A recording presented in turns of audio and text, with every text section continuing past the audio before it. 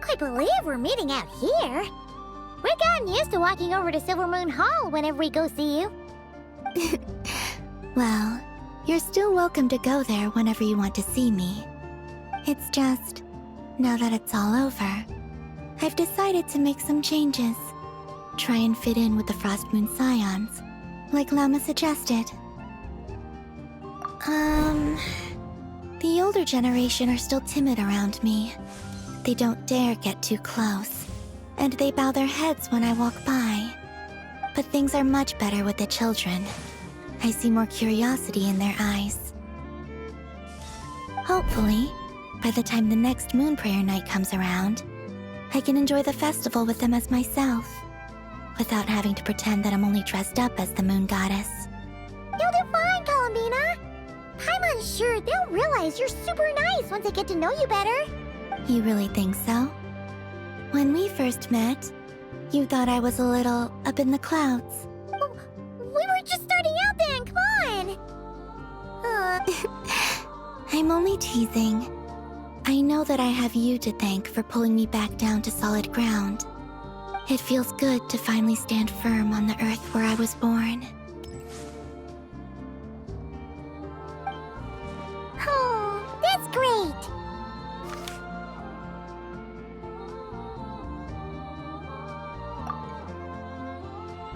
Thank you. I'll make sure not to lose it this time. Well then, are you ready? Lumine, what happened to our spaceship back then? Why did you leave?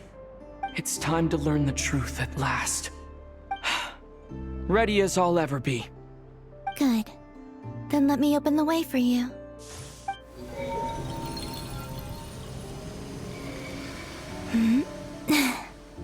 Where does this lead? To our shared destination. Huh? Do you remember me telling you about my missing prologue back when we just met? I said that my story began on the moon.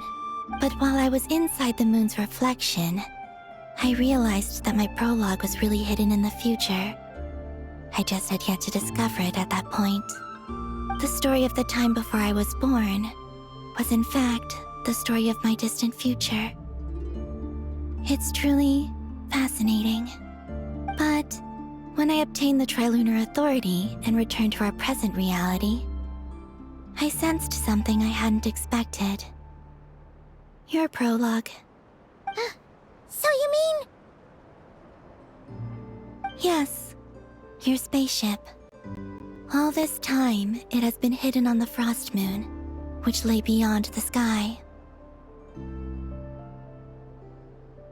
The great ruler of the firmament. The heavenly principles. Wait, them? Why would they do that? I don't know. Perhaps your ship contains something that is incompatible with Teyvat. Or something that cannot be known. Oh, did I pick a bad time to say this? I know it must have been hard to work up the courage to do this. Maybe I should have waited until you were on the moon, with no chance to back out.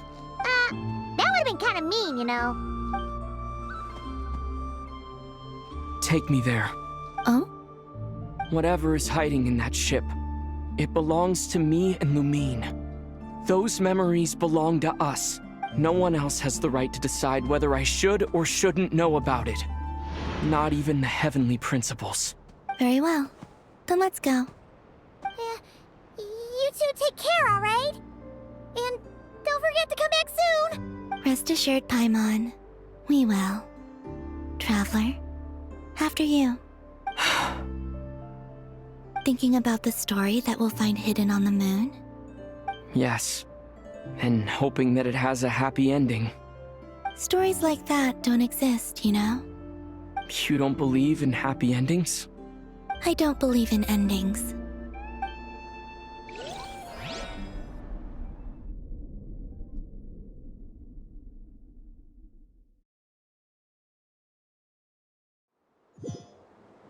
Where am I?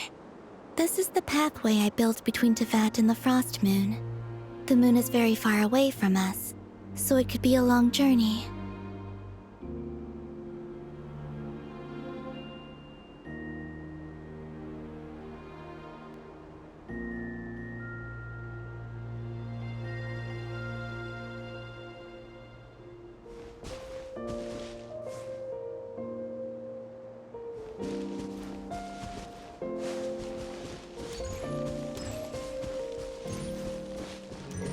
after I obtained the Trilunar Authority, I unwittingly saw past events from many of my friends' lives.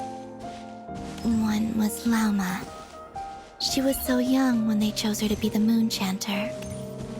From then on, the Frost Moon Scions looked to her to bring messages from their goddess. But, for better or worse, I had left Hisi Island before she was ever born. It was not until much, much later that she met me. I think it's for the best. Because of the way things turned out, you had the opportunity to become friends. You're right. In that sense, I think we were both very lucky.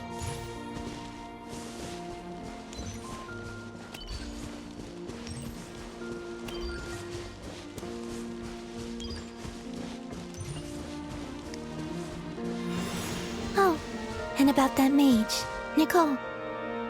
I only recently learned that she has lived in Teyvat since the time of the Three Moon Sisters. The Moon Goddesses always had a good relationship with the angels. I suppose our friendship continues that tradition.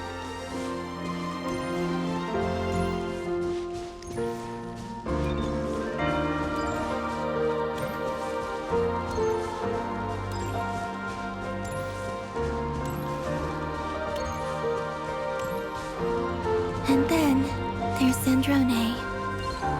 I never knew that much about her, beyond the fact that she was created by someone called the Lord Artificer. She, too, suffered for a long time before joining the Fatui.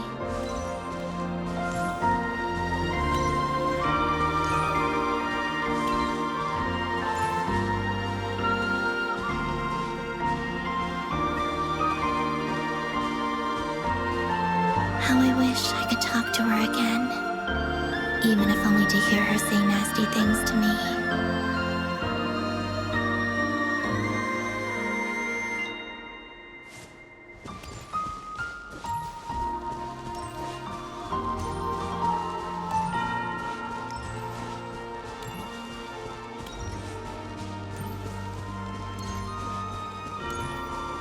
Also, I saw your sibling's story. I'm afraid I didn't see much. It seems that she rarely came to the surface, where the moonlight shines. But I did notice that back when you first set out on your journey, she would often appear nearby, gazing at you from afar with a guilty look in her eyes. Lumine. Let us speak no more of the past. I probably shouldn't reveal so much about my friends. It's not my place. Let the moonlight carry us forth. We are very close now.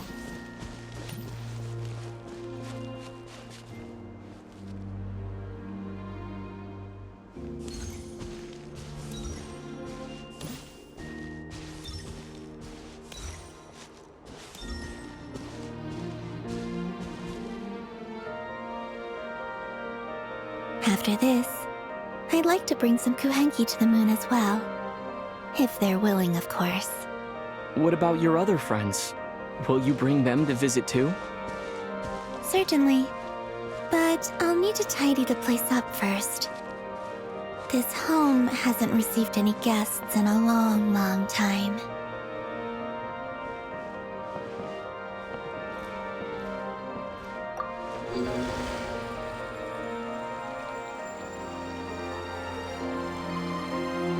I remember writing something similar with you on Moon Prayer Night. I believe it was called... Dodoko's Whirligig. Yes, that was it. You asked me if I was afraid to return to the moon, and I said that I was. The idea that I had gained something precious, only to lose it so quickly. That frightened me. But I'm not afraid anymore. Besides, this time, we're traveling together.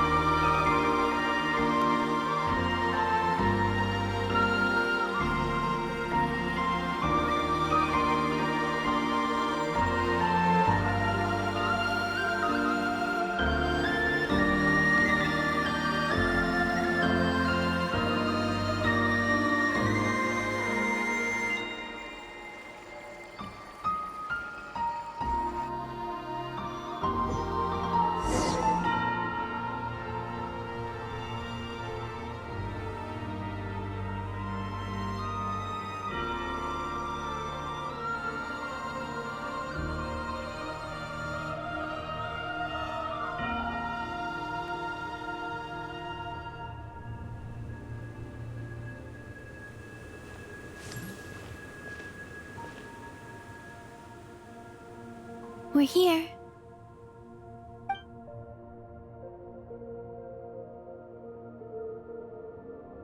Over there.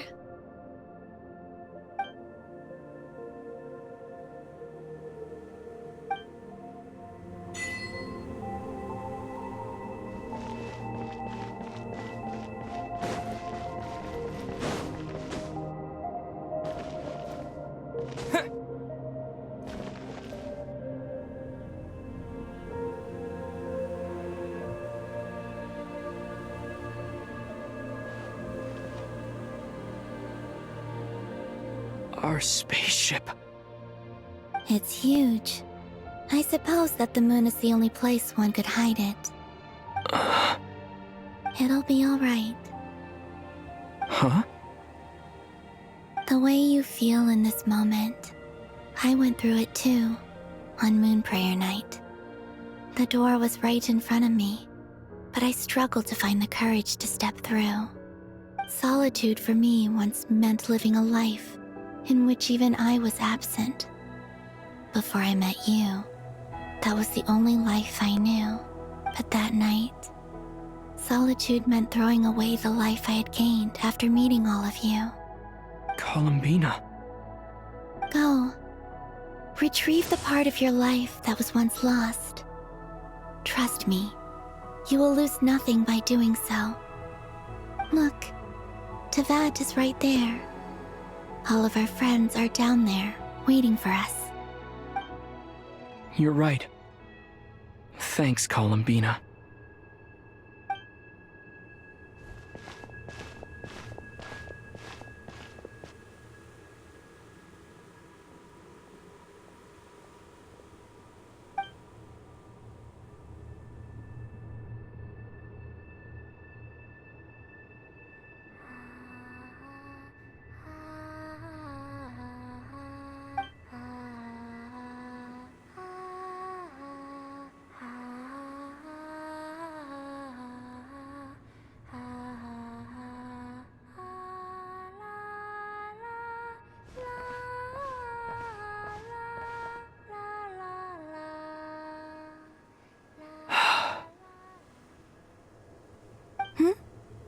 Finished? Yeah. Why did you take your eye mask off? Well, since my return, I've decided to take more opportunities to see the world with my own eyes. Besides, I've always wondered how Teyvat looks from the moon. And what do you think? It's beautiful. I could spend a whole day here just gazing at it. What about you? What do you think of the truth you found? I haven't looked at another person's expression in a long time, but I think yours is saying it was neither good nor bad. Keep this up, and it won't be long before you give Nephra a run for her money. Oh, I don't think that's going to happen. I'm much more used to sensing what's going on around me with Kuvaki. I think I'll save my eyes for seeing special moments I really want to remember. I read the spaceship's flight logs. I always assumed that this was my first time in Teyvat. I thought that Lumine and I must have been hibernating in space for centuries on end.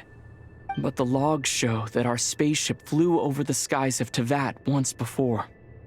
A long, long time ago. Flew over? So you didn't land? No, the ship barely came to a stop before flying on again. After that, it continued traveling through space for a long time. Some of the data is corrupted, but I suspect that it kept flying for thousands of years. It was only after that that the ship made a forced landing in Nod-Krai. When Lumine found me, she came from outside the ship. Could this mean that she left the ship long before I did?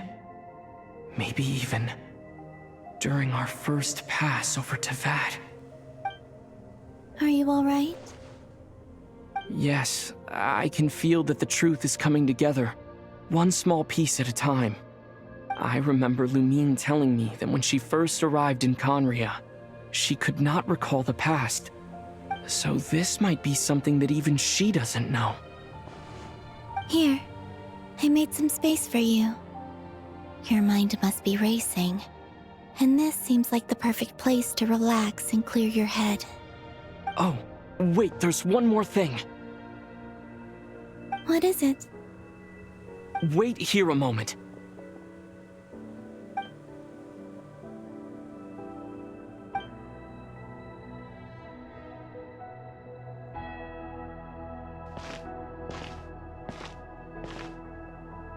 Hey, Columbina.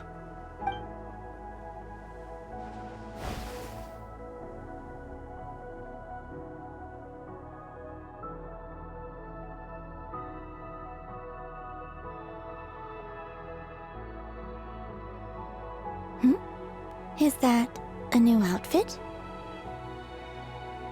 An old one, technically. It's been in a cabinet inside the ship this whole time. It's a matching pair with Lumine's. She always liked this set more. Huh. I don't think there's a huge difference. Really? Yes, it's still the same you. You're the same person, no matter what clothes you wear. Only Columbina would make an observation like that. Traveler, do you consider Teyvat your home? Home is wherever Lumine is. But then after all the time I've spent here, and everything I've been through, yes, I'd say it's my home. Would you change your answer if Teyvat changed appearance? I mean, if the truth about Teyvat turned out to be different than what you thought. I don't know, but I don't think so. The truth is not what matters most to me about Teyvat. When I was first born, I longed for a home. And when you get something before you're mature enough to understand the world, you just take it at face value. I thought that a home was a transaction. You give me what I want, and I'll do the same for you. But you and your friends taught me what a true home should look like. You never asked for anything, yet you gave so generously to me. That's because your friendship matters to us. It was worth it. In the past, I thought that my birth in Nod-Krai must have been a mistake. But after journeying to the distant past where the story began, I realized that it was I who chose Nod-Krai to be my future home. Now, I am glad that I made that choice. I'm sure your friends are just as glad. In fact, I intend to make the same choice today as I did back then. What do you mean?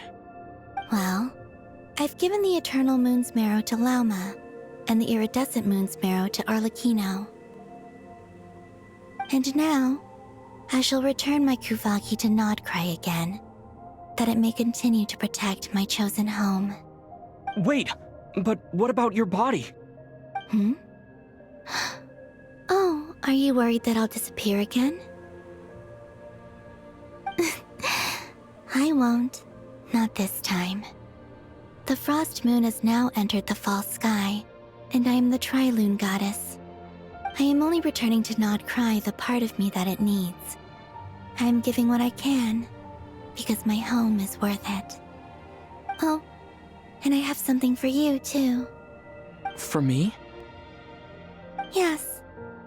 Come closer.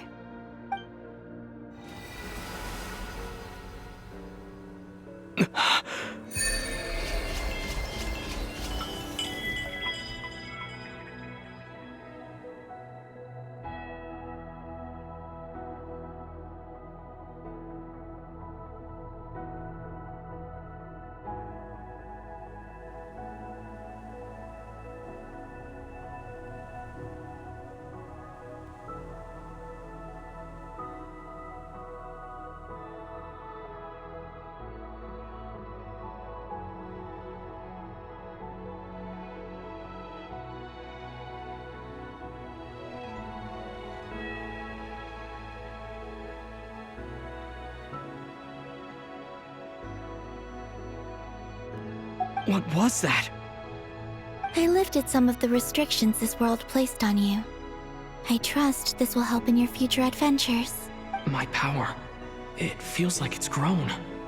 I can use the elements more freely now. Thank you. This will be a great help. You're welcome. I see you as family, and after everything you've done for me, In fact, no. It's not because I owe you. It's because you're worth it. Here, this flower is for you.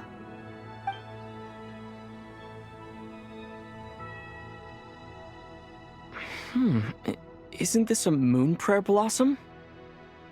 Yes. Don't worry. You will never see these flowers lose their color again. I'm finally discovering the joy of giving. How I wish I'd learned this sooner. Hey, better late than never. What are you thinking about now? Why don't you take a guess? You get 1 shot. I don't think I'll get it in one guess. But I'm sure it's a happy thought. That's kind of a sneaky answer. I can't say you got it wrong. Down in Teyvat, the moon seems so far away. I felt it might always lie beyond my reach. But on the moon, everything feels so close by. The haze that once enshrouded the skies has finally been dispersed. I feel like a traveler on a winter's night, starting a new chapter in my tale by the warmth of a bonfire. I don't have a lot of luggage, but I do have a lot of hope for the future. Well, what's next? Next? To start with, I want to stay here just a little longer. After that, let's return home and continue our journey.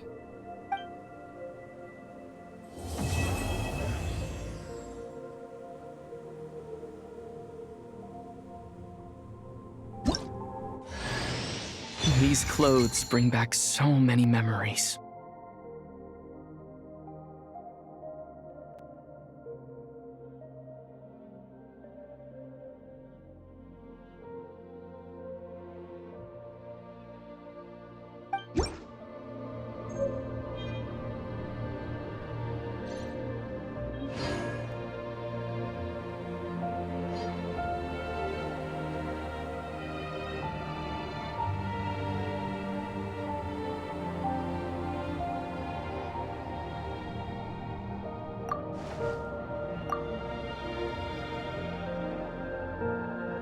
The journey goes on, for you and for me. Like I said, this is not the end. I don't believe there has to be an ending. Oh, is that your next destination? Most people would probably tell you to pack some warm clothes. But I experience things differently than most people, so I can't know how cold it is. In fact, it is home to quite a wondrous heat source. I think they call it Kreshnik's torch. Every city in Snezhnaya is built around one of those. I sensed the energy it gave off as I was passing by on a railway train. It felt grand and distant. I also recommend the Korolievsky troupe in Snezhnograd. They give performances quite regularly, and entry was free for harbingers.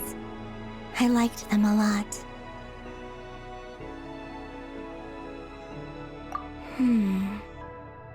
Ice cold and sharp. Crystal clear in some ways, yet profoundly unfathomable in others. Like the thick layer of ice on top of a frozen lake.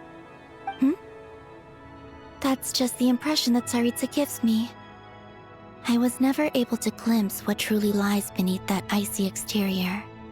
In fact, I don't think the people of Snezhnaya even know what kind of power their god wields. Maybe that's because the Tsaritsa herself has never acknowledged, nor accepted that power. There's Regrator, the Rooster, and the Jester. Between them, they control a lot of what happens in Snezhnaya. but I could never wrap my head around how exactly power is split between them. I just know they are each responsible for many specific domains. I noticed that the Rooster and Regrator often appeared to get along on the surface, while working against each other in secret. And theirs is not a friendly rivalry. But I wasn't particularly interested, so I tended to keep my distance.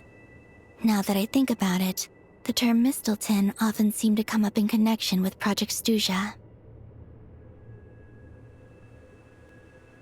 Once things settle down in Nod-Krai, I'd like to explore the world beyond Snezhnaya. You've told me so many stories about the other places you've been to, and all the friends you've made there.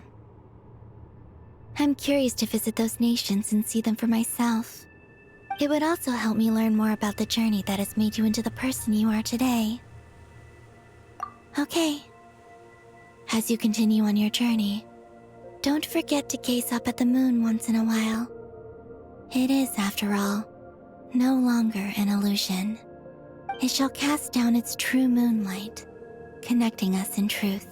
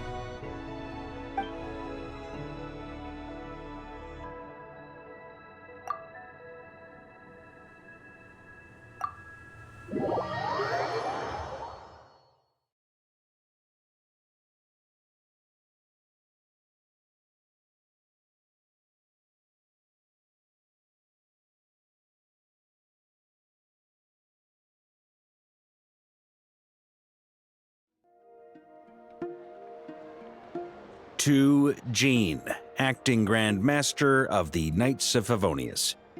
Ugh, this preamble is such a pain to write. It's probably high time we got rid of this acting business. I trust that Dern has updated you all on recent events. Hope we didn't worry you too much. The good news is, we managed to come together and put a stop to the Doctor's evil schemes. With that, I think it's safe to say that Nod-Krai is finally out of the woods. As for the Fatui, not counting the Damselette, aka the Moon Goddess, who has left their organization, we found ourselves allied in this instance with both the Knave and Marionette. May she rest in peace. As ever, we find ourselves better off for making friends rather than enemies. But until we can ascertain the Tsaritsa's true intentions, the future remains uncertain. In a short while... Wait... How am I meant to surprise everyone if I tell them in a letter that I'm heading home? Well, that would be a huge waste. Okay, got it. I will begin sending the expeditionary team back home in waves. I'm sure they'll be able to answer any questions you still have. I hope they won't gloss over the details of my many heroic deeds. But if they do, I'm sure it'll be because they're just too exhausted from the long journey. I think of Mondstadt daily. Please give everyone my best regards. P.S. The honorary knight went above and beyond this time. Are there any other honors we can give him? I'll leave it with you. P.P.S. Please be extra nice to Klee for the foreseeable future. I cashed in on the last favor that the Hexen Circle owed us, so we need to earn some more goodwill. If there's any serious problems, feel free to stick me in solitary confinement when I get back. I'll do the time for her. Whew. And that, as they say, is all she wrote. End of an era. And with the moon shining down brighter than ever, I think everyone is going to sleep well tonight.